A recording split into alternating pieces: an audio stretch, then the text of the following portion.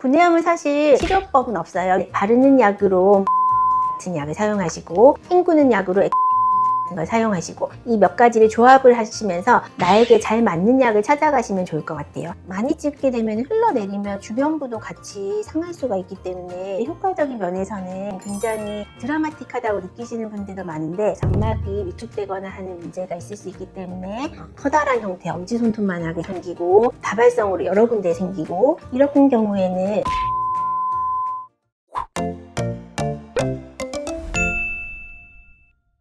원장님 요즘 구내염 때문에 죽겠어요. 그럼 엄청 아픈 알보칠 발라드릴까요? 그거 엄청 아프잖아요. 많이 아프죠. 저도 해보면 좀 짜증나게 아프더라고요. 구내염이 안 생기는 분은 안 생기고 생기는 분은 또 자주 생기고 그러거든요. 그러면 오늘 이 구내염 왜 생기고 어떻게 하면 빨리 낫게 하는지 한번 알려드릴게요.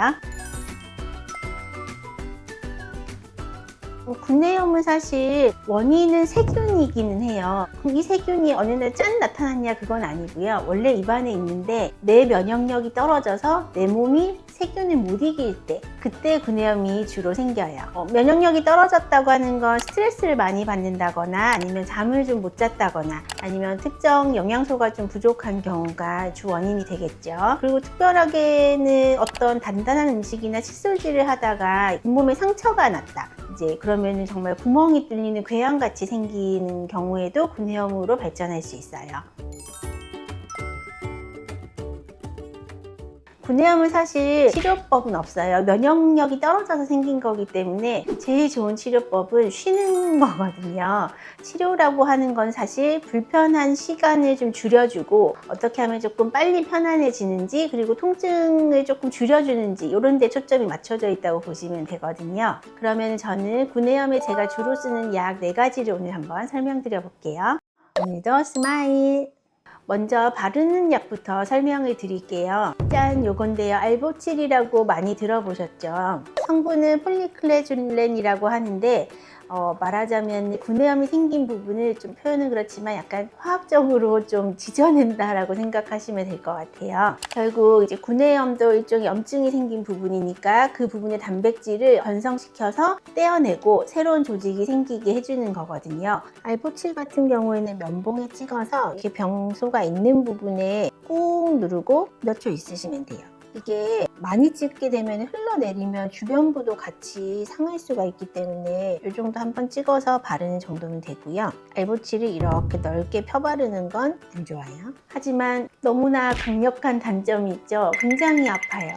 알보칠이 사실 지져내는 거기 때문에 효과적인 면에서는 굉장히 드라마틱하다고 느끼시는 분들도 많은데 너무 아파서 못 쓰겠어 하시는 분들도 계시거든요. 그런 분들은 이런 구내염 약들도 마취제 성분이 들어가 있는 약들이 있어요. 그래서 그런 약을 먼저 바르고 한 5분, 10분 정도 후에 이 알보칠을 발라주신다면 조금 덜 아프게 발라주실 수 있는 방법이 된다는 거 저만의 팁으로 한번 알려드릴게요. 제가 두 번째로 이제 설명드릴 약은 오라메디. 이제 많이들 아시죠? 오라메디 성분은 트리암시놀론, 스테로이드 연고라고 보시면 돼요. 아니 입안에 스테로이드를 바른다고? 그리고 입안에 연고를 바른다고? 하실 수 있는데요. 입안은 사실 침이 있기 때문에 항상 씻겨 내려가잖아요. 오라메디 같은 입안에 바르는 연고들은 잘 씻겨 내려가지 않는 베이스를 사용해서 약효를 넣은 거기 때문에 입안에서도 꽤 오랜 시간 적용이 가능하거든요. 이런 오라메디를 바르시면 스테로이드 효과를 얻을 수 있기 때문에 통증도 줄어들고 염증도 완화되고 붓기도 조금 줄어들 수 있죠.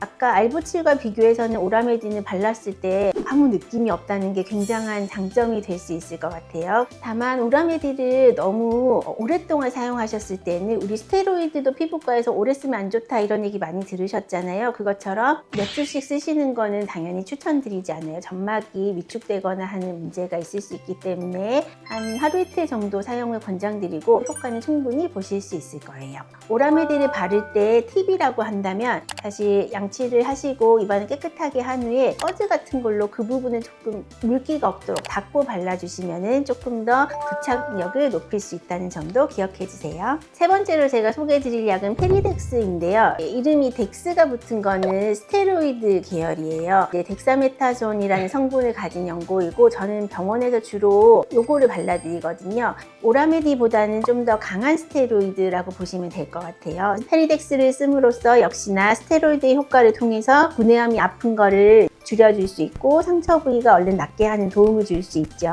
그렇지만 역시나 스테로이드이기 때문에 굉장히 오랫동안 사용하는 거는 금지라는 것. 페리덱스나 오라메디 같은 경우는 알보칠처럼 그 부분만 찍어서 타겟팅하는 게 쉽지는 않아요. 연고 자체가 꾸덕꾸덕하기도 하거든요. 그래서 병소가 있다라고 하면은 이 부분에 살짝 얹고 나온다는 느낌으로 발라주시면 돼요. 보통 입술 안이나 볼 안이면은 이게 볼이 움직이면서 이렇게 넓게 퍼지거든요. 그래도 전혀 상관없어요. 조금 넓게 펴바르셔도 되고 목구멍 쪽이나 입천장 쪽에 생겨서 어딘지 알 수가 없다라고 할 때는 정말 손가락으로 넓게 바르셔도 무방한 약이니까 조금 알보칠보다는 적용하시기가 편할 거예요. 네 번째로 소개해드릴 약은 이제 제가 늘 좋아하는 이제 클로렉시딘 헥사메딘인데요. 이 헥사메딘은 스테로이드 성분은 아니에요. 세균을 없애는 작용을 하는 약이거든요. 아까 구내염이 세균으로 인해 생겼다고 말씀드렸잖아요. 그 세균의 수를 줄이기 위해서 헥사메딘을 쓰는 거죠. 그래서 헥사메딘을 사용하는 방법은 하루에 2번 정도 30초 이상 가글을 하는 뱉어내 주시면 됩니다. 사용하는 방법은 비교적 간단하죠. 그렇지만 맛이 좀 안 좋다는 건 단점이에요. 그런데 헥사메딘이 너무 써서 쓰기가 힘들다라고 하실 때에는 헥사메딘을 아까 알보칠처럼 이런 면봉 끝에 꼭 찍어요. 그렇게 해서 이 부분에 적용을 시켜주셔도 좋아요. 오늘도 스마일! 제가 설명드린 약을 이렇게 조합을 해서 쓰실 수도 있어요. 조금 번거롭긴 하시겠지만 마취 성분이 있는 연고를 먼저 바른 후에 알보칠로 잠깐 지져내고 그 후에 페리덱스를 발라서 상처를 보호해준다. 이렇게 3가지를 쓰셔도 좋을 것 같아요.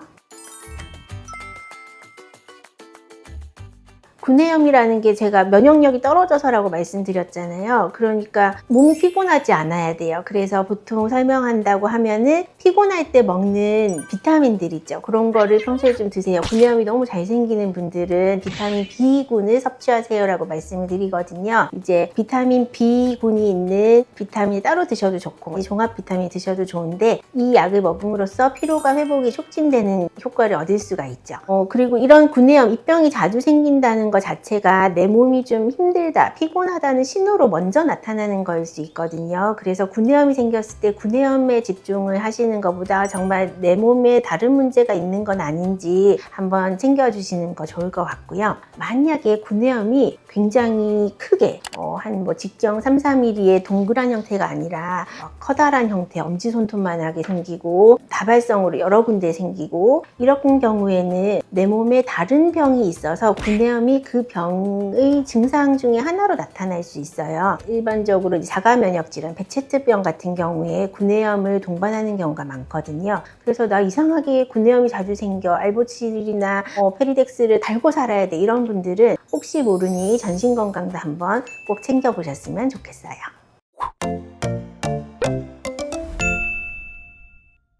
네, 구내염 사실 사소해 보이고 사실 사소한 질환이긴 하지만 통증의 정도는 굉장한 질환이죠. 통증이 심하다 보니 병원을 많이 찾는 질환 중에 하나인데 무조건 참기보다는 이제 생겼을 때 바로 약을 써보신다거나 병원에 오셔서 즉각 관리하시면 통증의 기간이 줄어들므로써 삶의 질이 올라가실 수 있을 거예요. 입안 건강이 내 몸 건강을 나타내주는 하나의 척도라고도 저는 생각을 하는데요. 구내염이 안 생길 수 있게 평소 몸 건강 잘 챙기셨으면 좋겠고요. 빠르게 낫고 맛있는 거 마음껏 드시길 바랄게요. 그럼 다음 시간에도 유용한 치아 건강 정보로 다시 찾아뵐게요.